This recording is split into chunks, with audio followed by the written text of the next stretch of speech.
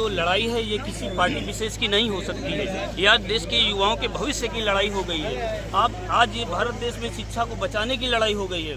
जो घरों से लोग अपने बच्चों को भेजते हैं पढ़ने के लिए और वो इतनी मेहनत करने के बाद जब पेपर देते हैं और पेपर लीक हो जाया करता है, ये उसकी लड़ाई है कि हम अपने बच्चों का भविष्य बचा पाएँ।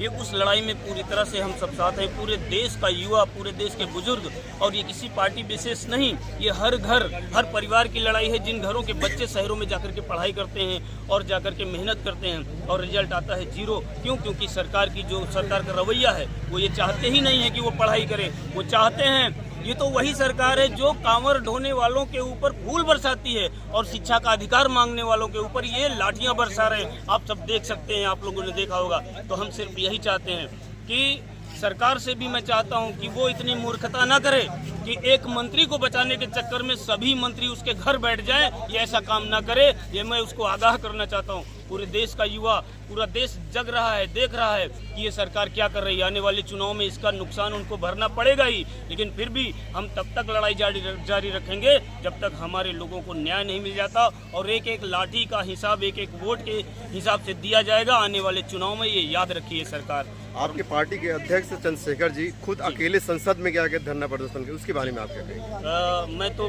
बड़े गर्व से कहना चाहता हूं कि फिर भी मैंने कहा ये पार्टी विशेष का मामला नहीं है, लेकिन फिर भी मुझे गर्व है भाई चंद्रशेखर आज़ाद जी पर, जो इकलौता नेता। पूरे देश के सांसदों को ये देखना पड़ेगा कि क्या कर रहे हैं वो लोग। एक इकलौता आदमी, एक इकलौता ये सांसद, नगीना का सांसद, वो जाकर के संसद भवन में बाबा साहब की मूर्ति के पास में बैठ करके धरना अभी भी दे रहा है। ये सीखना पड़ेगा, लड़ना पड़ेगा, और ये इतिहास गवाह है कि संघर्ष करने वालों का ही नाम लिखा गया और आगे भी लिखा जाएगा। मैं और आगे कुछ नहीं कहना चाहूँगा, लेकिन आगे क्या रणनीति है? आगे रणनीति ये है कि जब तक ये मांगे एक एक लाठी का हिसाब, और उसके बाद ये हमको लिखित में सरकार ये दे कि पेपर लीक नहीं होने देंगे, और जब तक, और धर्मेंद्र प्रधान का इस्तीफा जब तक ये हमको नहीं मिल जाता, ये लगातार धरना और प्रदर्शन गांव-गांव, गली-गली हम इसको पहुंचाएंगे। ये अभी जिला स्तर की बात नहीं है, हम उसको गांव-गांव, गली-गली पहुंचाने का काम करेंगे। जिम्मेदारी हम सबकी है और सभी साथियों की। यहाँ तमाम पार्टियों से साथी हैं, ये सभी हमारे अपने हैं,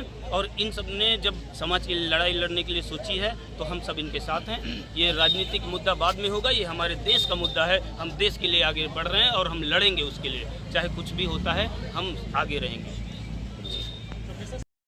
लड़ाई है, आगे